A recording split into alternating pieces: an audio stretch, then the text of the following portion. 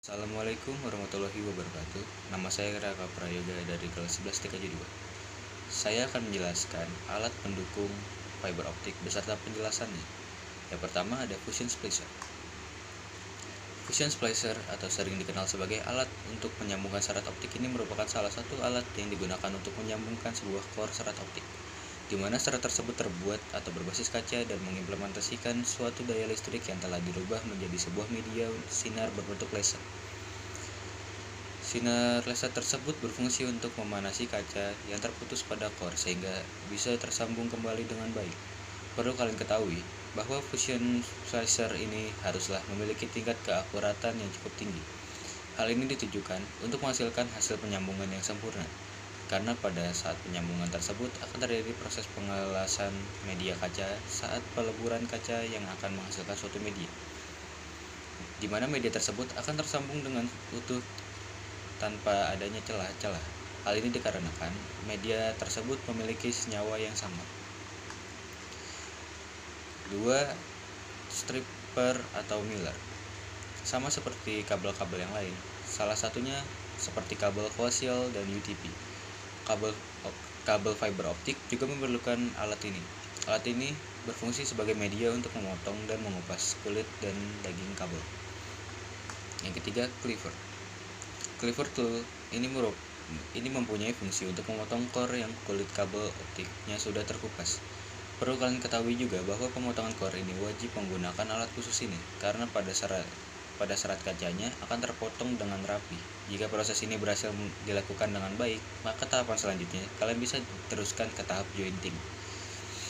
Keempat, optical power meter. Alat yang satu ini memiliki fungsi untuk mengetahui seberapa kuat daya dari sinyal cahaya yang sudah masuk. OPM ini juga mempunyai interface FC yang langsung berhubungan dengan pad core FC. Kelima, optical time domain reflectometer.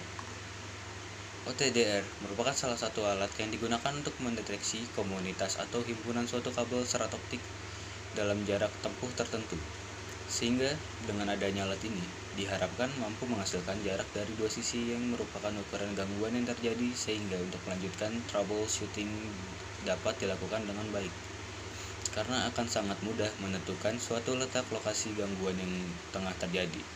Alat OTDR ini sendiri biasanya digunakan untuk melakukan pendeteksian kabel crack, putusnya core yang belum diketahui letaknya, putusnya kabel, atau juga untuk melakukan bending.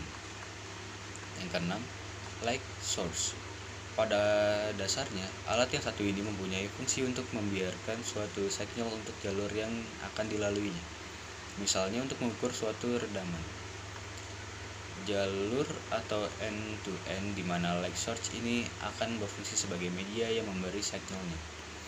Yang ketujuh, optical fiber identifier.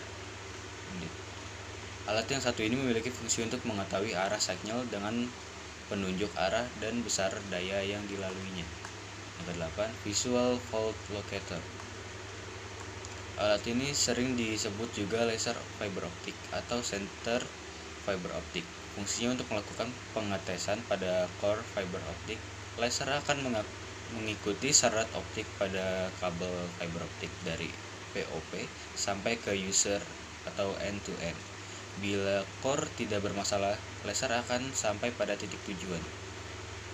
Kesembilan, ada jenis-jenis fiber optik. Jenis-jenis fiber optik dibagi menjadi dua. Yang pertama, fiber optik single mode. Kabel fiber optik single mode yaitu kabel jaringan yang memiliki transmisi tunggal, sehingga hanya bisa menyebarkan cahayanya hanya melalui satu inti dalam suatu waktu. Jenis fiber optik ini memiliki inti berukuran kecil dengan diameter sekitar 9 mikrometer yang digunakan untuk mentransmisikan gelombang cahaya dari sinar inframerah dengan panjang gelombang 1300 sampai 1550 nanometer. Yang kedua, fiber optik multimode. Kabel fiber optik multimode merupakan kabel yang dapat mentransmisikan banyak cahaya dalam waktu bersamaan karena memiliki ukuran inti besar yang memiliki diameter sekitar 625 mikrometer Kabel jenis ini biasa digunakan untuk keperluan komersial yang pada umumnya diakses banyak orang. Fiber optik ini mengirimkan sinar inframerah yang memiliki panjang 800 sampai 1300 nanometer. Sekian dari saya. Assalamualaikum warahmatullahi wabarakatuh.